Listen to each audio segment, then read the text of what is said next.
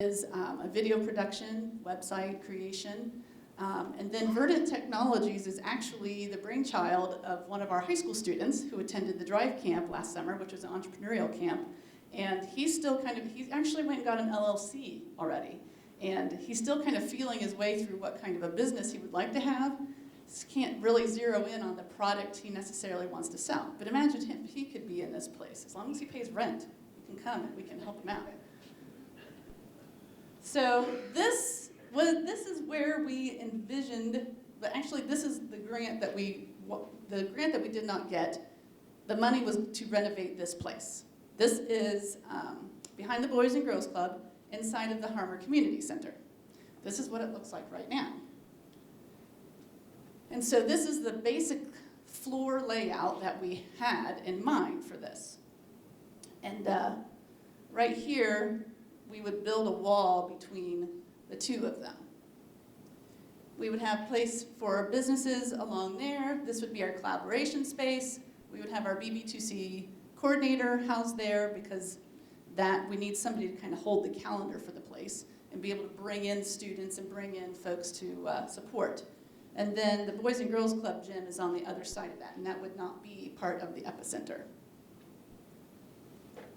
We have various activities that we would want to go on in this place: career mentoring, job shadowing, credit flex and independent studies for college students. I mean, we know that Marietta College is talking about an entrepreneurial minor, so there's lots of connections that could be made there too. Internships, again, both high school and college. Small business development classes, Drive Entrepreneur Summer Camp, potentially part of it could be in the epicenter. Also a makerspace, which is exactly what it sounds like. Basically, you have people come together and make stuff.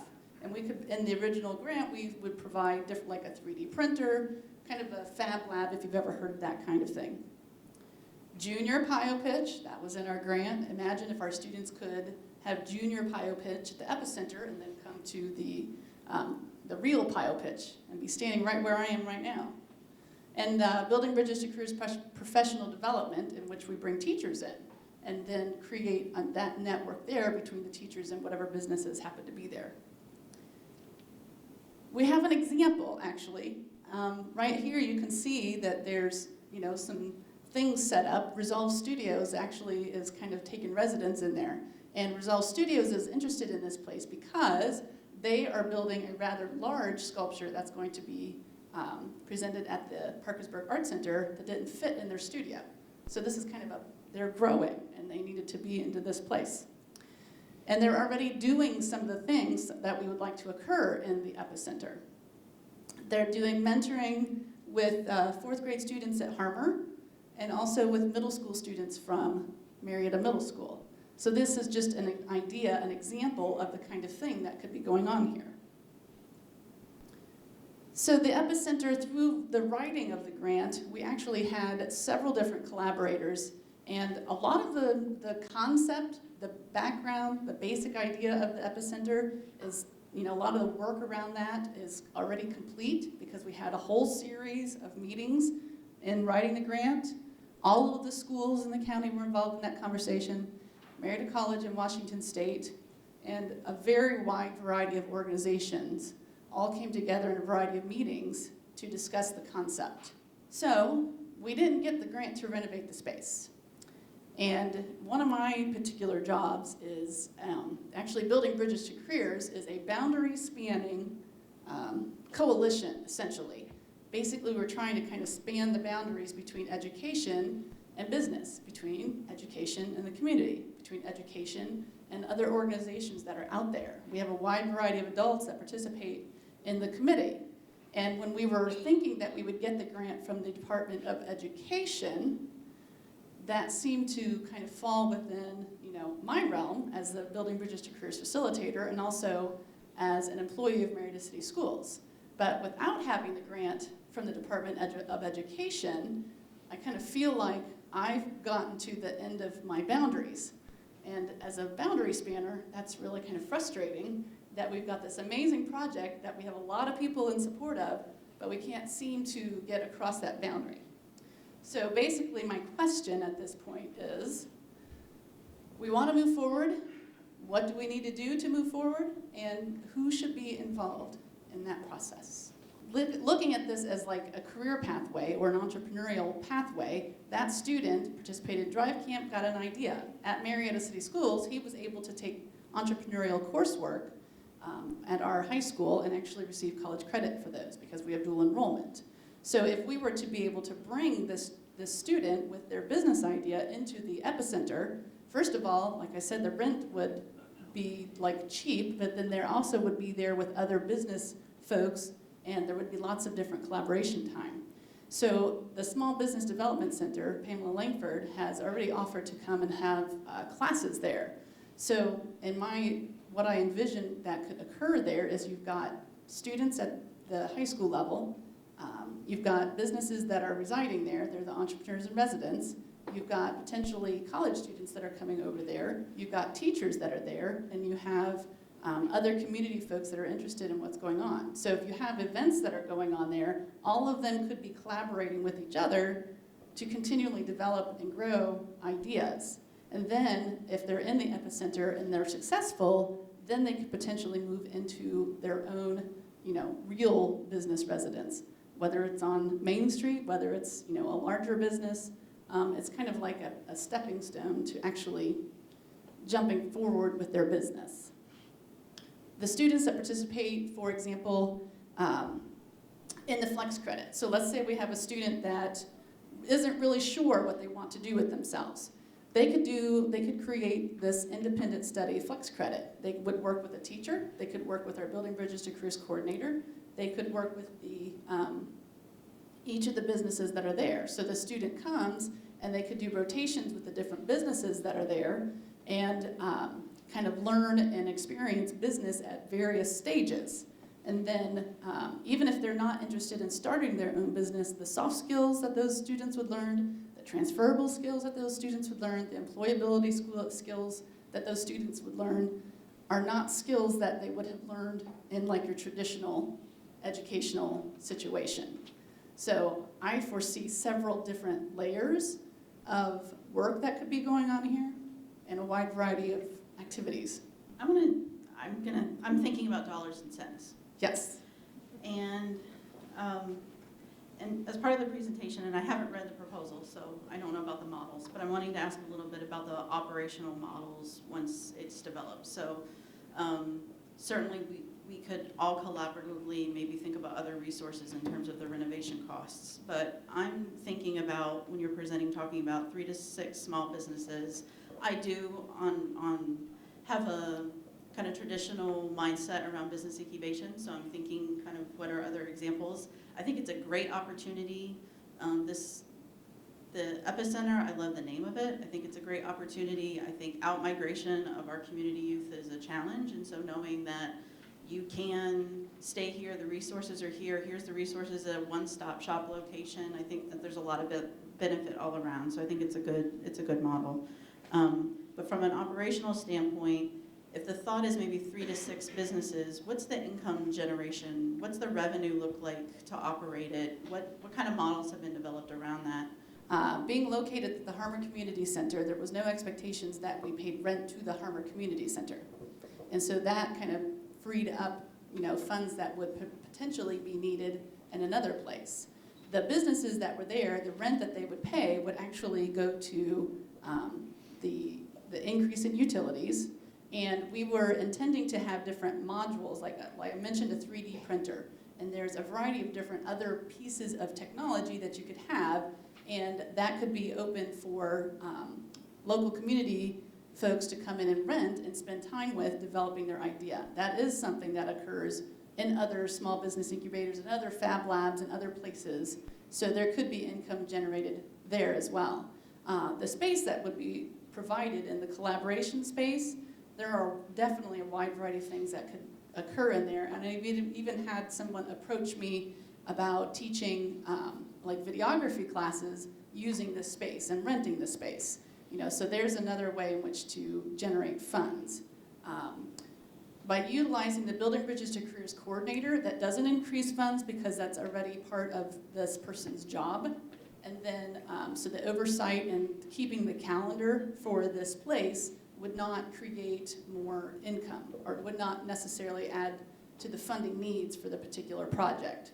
So essentially, if it was to be located in this place, the biggest expense for the grant was the renovation of the space. Getting students there, because it's the Boys and Girls Club, that actually made it rather convenient because all K-12 districts in the county already send students using their transportation to like the Career Center, and some of them even send their students already to the Boys and Girls Club. So in terms of transportation, and I'm thinking, you gotta remember, I'm thinking education. I come from an educational background, and the grant we wrote essentially would have given us funds for 1 year, and then we had to be able to sustain everything after that. And so when I'm thinking in terms of funding, and actually I'm glad you said that, because that kind of shows, in my mind, as I look at this through an educational lens, this is what I'm talking about when I feel like I've gotten to the end of my reach. In terms of trying to bring this project to fruition, I have done everything I can do within arm's reach from an educational standpoint. And so I know I lack knowledge about how to bring in the other pieces of this. I feel like what I really need is for business, the city, economic developers, everybody to kind of step up to that line and meet me halfway. So that's kind of like where we're at right now. I am curious now, why do you think you got turned down? Did they give you feedback? Yes, they want schools to be able to do one main thing with this, and that's save money. They give you a whole chunk of money, you get 1 year to spend it, but it's a 5-year grant. So you have to sustain whatever project you're creating with this money for 5 years after the grant year. And so I read through all of the comments that they made, and actually it was kind of 50-50. There were two of the people who read the grant loved it, thought it was great, 2 of them hated it. And I don't think they believed us when we said that there would be no sustaining costs for Marietta City Schools after the grant year. Because essentially, one person even said, I don't think you guys understand the meaning of the term sustainability. I'm like, I've only been in the grant world for like 6 years now, and that's the one question you always ask is sustainability. But I don't think that they could see the vision, even though we had partners and we had all these folks, and there were different entities in the letters that they wrote that said, well, we'll take care of this part and we'll take care of this part. I don't think they could just see it. It's kind of an outside of the box project, especially for the state of Ohio and the Department of Education. So if you had 5 or 6 of those businesses in that space, and I know the space isn't very usable from an office type situation, but it's obviously perfect for what they're trying to do, right? Right. So if you could create 5 or 6 of those, and they were paying rent for that space, is it doable over a 2 or 3 year time span that you would generate enough money to build it out? The renovations, if we had received the grant, this was another piece of it. All of the money had to be spent within 1 year, so the renovations had to be done in 1 year. So to do all of that in one fell swoop was like $500,000.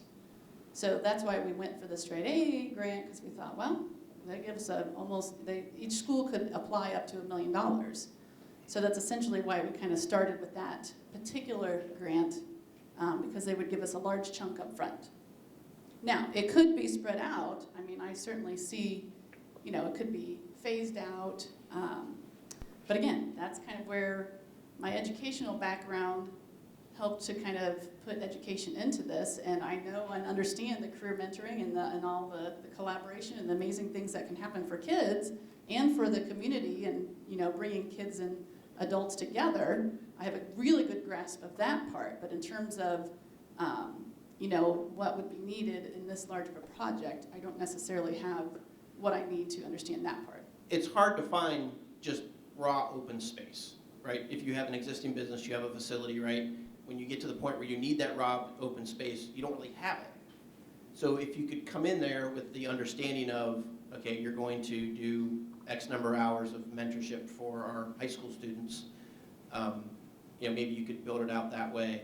And I really think you would, I'd probably not advertise it too loudly because you may have a line 25 businesses deep at the door and not have enough room to put them in there, but maybe go through the chamber, things like that, and try to advertise that you've got that space, and maybe come up with a 2, 3, 4-year plan of, okay, if we get to $20,000, right, what are we gonna do? All right, well, we're gonna make sure it's got electric in it and do Build all a those, wall, right, build a put the wall, bathrooms right, in. yeah, whatever, those type of things, and maybe take it into steps. I guess that's my suggestion is try to advertise that space as a usable space and see how many businesses you get come knocking on your door, and not make them sign a lease, so if they only need it 3 or 4 months, they use it for 3 or 4 months and then they leave. That's obviously a huge advantage for them as well. Right, good suggestion. Understanding that the renovation costs are your largest initial hurdle. Mhm. So you mentioned $500,000. Are there ways that you can drastically cut the $500,000 number to $350 or something that makes it much more attractive to the Department of Education? Because I don't feel the businesses coming there are going to be your problem. It's whether or not you can get the money to renovate that. So have you looked at creative ways to get this work done at a much lesser cost? Being that this is a county project, that's county schools, can you bring students in from the Career Center that are part of the electrical program or part of the carpentry program and work under the guidance of licensed contractors? Can you bring IT students in that handle the IT portion at, obviously, if they're in the education world, which this is a collaborative effort, it helps that what a better way to put those minds to work by doing this. The IT folks might work under Terry's direction. You have to look at very creative ways to overcome your biggest obstacle, which is the cost. And I think that's the thing that you need to focus on, is how you can drive these numbers down in order to, one, can you go to private donors to get that money, or whether you need to continue to go the public funding route. The Career Center does do projects like that. They built at Washington Elementary, they built the gazebo that's out there. So that's definitely a great route that would reduce those costs. And I think if we probably had more time and, a steering committee for this particular project, we probably could reduce those costs quite a bit. In the time frame, we had like 2 months to write the grant. I mean, I did meet with contractors and electricians and IT folks to create it, but it was just, at that time it was like, okay, what's it gonna take to do this right now? So that's a really good suggestion. Did you mention how much funding you're looking for? Well, the grant that we wrote, total was about $700,000, but that included renovating the space, that included the IT, that included computers. I mean, we were going to put in, that included the furniture, the tables, laptop cart, the different modules that we wanted for the makerspace that was there, a year's worth of our Building Bridges to Careers coordinator, marketing, videography, and such. So that was what we wrote in the grant. So that's the only kind of the number that I know and understand right now about that. Maybe you need to take those, this is ideally what I want, and boil it down into small pieces to say what's the minimum I need to get going. And once you're up and running and actually get some, I guess, people believing in what you're doing and understanding, because quite frankly, I'd never heard of what we're doing before today, and I have a high school student. And I think what you're doing sounds really interesting, but I think you should look outside of the education realm for your grant, because this sounds exactly like what big industry wants to fund. And if you go to people like Mattel or Carnegie or whoever, those Gates Foundation, all those corporate foundations might be a better start for grants than staying within the school system that have a very narrow-minded, with all due respect, idea of what the funding should be for, so that you can expand into a more entrepreneurial way. With the state seeing declining enrollments across the board, we've seen it, especially in Washington County. We're looking at anywhere between a 5 and 10% decline in enrollments across the schools. That's causing some of these schools that have had bigger facilities to be using less and less of their facilities. So I guess one of the questions I have is, I come from the background that I don't think the public education sector is going to survive long without some sort of public-private partnership. So have you looked into the legalities of starting on a smaller scale but using your own facilities where your students are already there, so we don't have to transport them, they're already there, they can take care of it, maybe use the classrooms as the different business models, have a bigger classroom that you can have the conference space in and the labs and things like that? No, I have not, and here's the main reason why. Being in education for, as long as I have been, funding is not anything that we get to decide upon. When you get funds, it's earmarked for something, and so and this occurs in a lot of different arenas. I really would like for Building Bridges to Careers Epicenter, because essentially the epicenter could be the center and kind of the core of Building Bridges to Careers, the organization itself, because that's a loosely made organization, but we've been able to do a lot that way. And I've always looked at it as, if Building Bridges to Careers ever gets absorbed by a school district or within an organization or anything along those lines, then it won't sustain. Because, like I just said, I've watched, we brought Building Bridges to Careers together as a group because we lost in education. We lost all of the different things that were occurring in schools for career awareness. We used to have career courses. I think probably a lot of people graduated having job shadowed while they were there. That was all gone in all of the schools in the county, essentially. It was kind of like way down to bare bones. And so that cyclical funding up and down makes me think that it needs to be its own separate entity. And so that might be a little bit naive, but in terms of future sustainability, if it can be its own separate entity, and not be tied specifically to the colleges or to the schools or to the organizations, I think it has a better chance of actually sustaining itself into the future. All right, thank you very much for coming out today and giving us your pitch. Thank you, Susie, for coming by as well. I will tell you that the next PioPitch that we're looking to try to run is on April 1st, which is actually a Friday, not a Thursday. And keep tuned with our Facebook page and our website at Marietta College's website /PioPitch to see what the next events might be coming up. Thanks for coming out.